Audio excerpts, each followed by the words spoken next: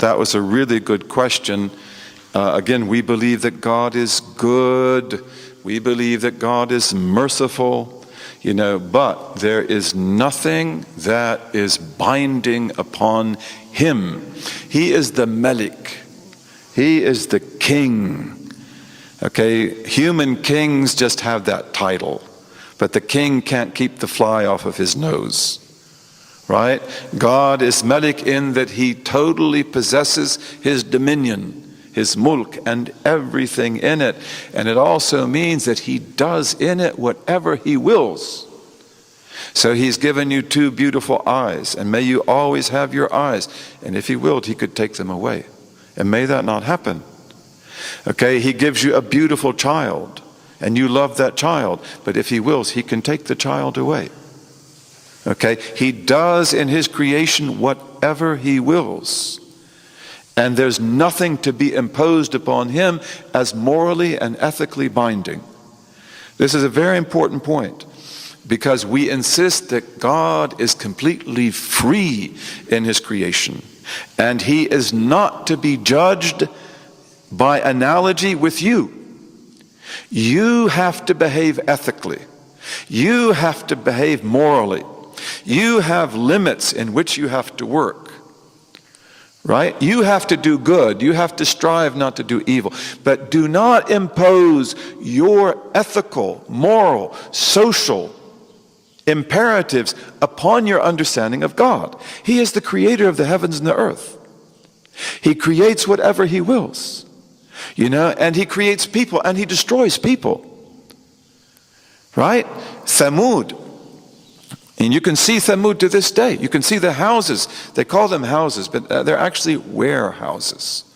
These big houses of Thamud, which are in Hijr, Mada'in Salih, about 200 kilometers to the north of Medina. They're amazing, absolutely amazing. They are actually storehouses, because they had big doors on them like this door. They have big hinges for those doors, because Thamud were a trading people.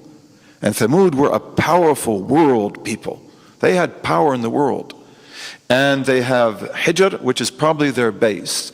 And then they had also Petra in Jordan, incredible city. If you go to Petra today, they say they will say Nabatean. Now the Nabateans were the heirs of Thamud. And you can see in Petra that there are levels that are Thamudic and there are levels that are Nabatean. And then there was Aqaba. And they wrote, Thamud wrote. They wrote in a script that is very similar to Latin and Greek and also to Ethiopic. And that script you can see in the Arabian desert till this day.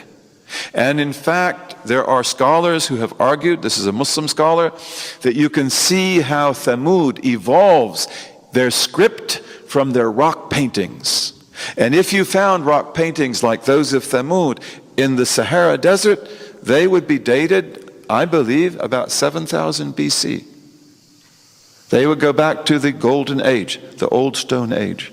But if you look in Western sources, when they talk about Thamud, they say that their script was written about 576 BC. Why do they do that? Because they're dealing here with what Toynbee called an archaeological time bomb. And they don't want it to go off. Because if they date Thamudic any time before 1000 BC, all history changes. What happens in 1000 BC? This is when the Phoenicians and probably the children of Israel develop their script. 1200, 1000 BC. Phoenicians in Lebanon. And also the children of Israel, Solomon. This is the time of Solomon.